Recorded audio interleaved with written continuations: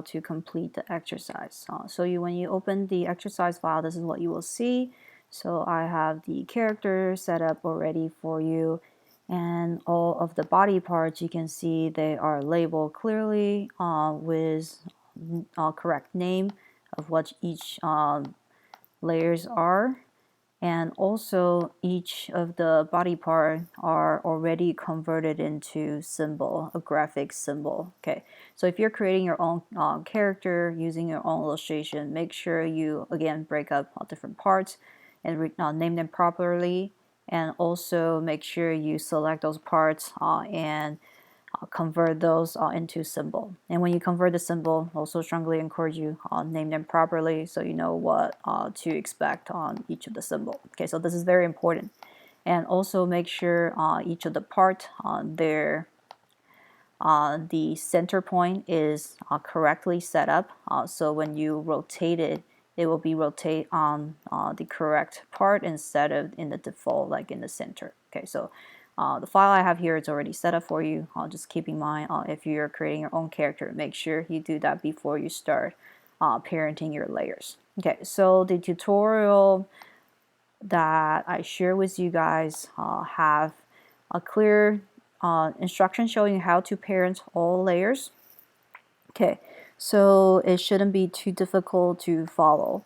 So first of all, I'll make sure you turn on the parenting view. So the character actually is more simplified, doesn't have like neck and pelvis. So you just need to link the head. Oops. Okay, so over here, link the head to body.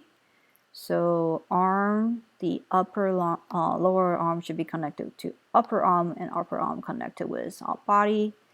So it should be pretty clear. Okay. Okay, I'll pause the.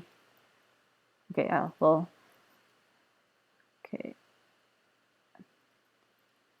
So let me finish the rest. The shoe to lower, the lower to upper, the upper to body, shoe to lower, lower to upper, upper to, where's the body? Body, and arm is lower to upper and upper to body. Okay, so here we go. That's just linking all the body parts. Should be pretty simple. And now, as you can see, when I'm rotating the upper arm, the lower arm will follow. Same with the leg when I rotate. For some reason, it's kind of hard to rotate the leg. Yeah, you have to like click, find the right place to find the rotation, or just open the transform tool so you can rotate it here. Okay, and you can see, yep, like they are all connected properly. Okay, cool. Okay, next let's start animating the character. So I have this reference on the side. So you can see this is the reference layer. The reference layer, I make it into a guide. So when you export your project, you won't see that image. So you can just leave it there. You don't have to hide it when you export it. Okay, so I'll just use this as a reference to follow along. Okay, so first, like we are now selecting the first keyframe. Okay, so first keyframe over here. So let's change this character to look like contact, the first pose.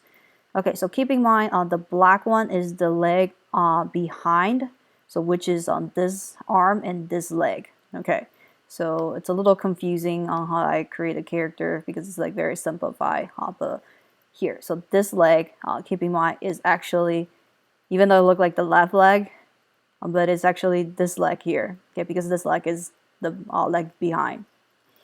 Okay, so we will rotate that leg and then select the lower one. Okay, and then rotate this a little bit.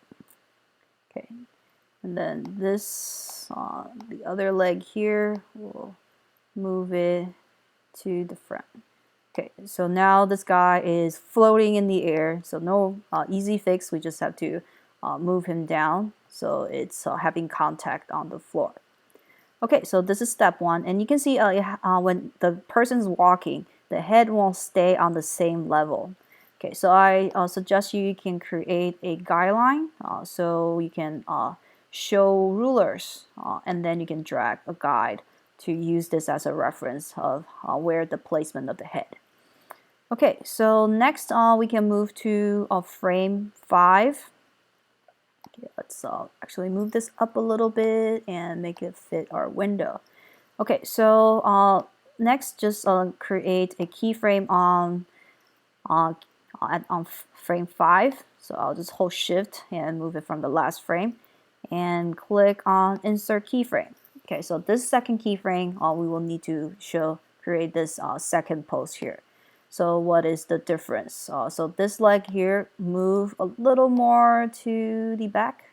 And then we'll rotate on the shoes a little bit. Okay, and then this leg here, we'll rotate it down a little bit. Okay, this leg here, we'll move it up a little. Okay, cool. And don't forget to rotate the arms. I think I forgot to rotate the arm here. Here. Okay. Rotate this arm a little bit. Okay, and then the next pose, I will make this go a little bit lower and rotate this a little bit. Okay, cool. And you can also see the pose actually is a little bit lower.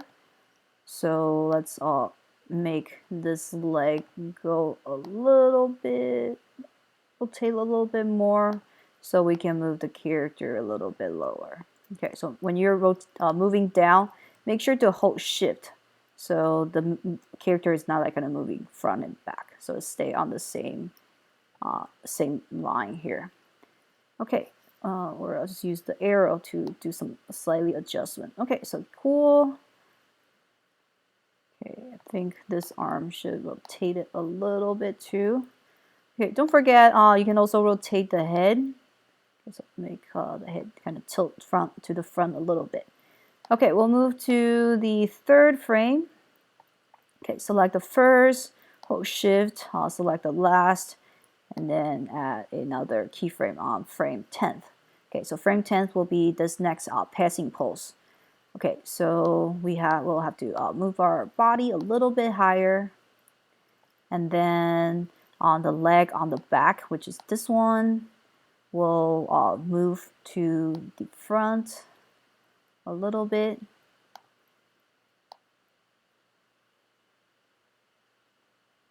Okay, and then this leg here will go kind of flat, like straighter. Okay, I think we can move him up a little bit more, give us a little more room. Okay, make sure to hold shift, so that will snap your character moving on the right place. Okay, we're on this pose. Okay, so this need to be a little bit straighter.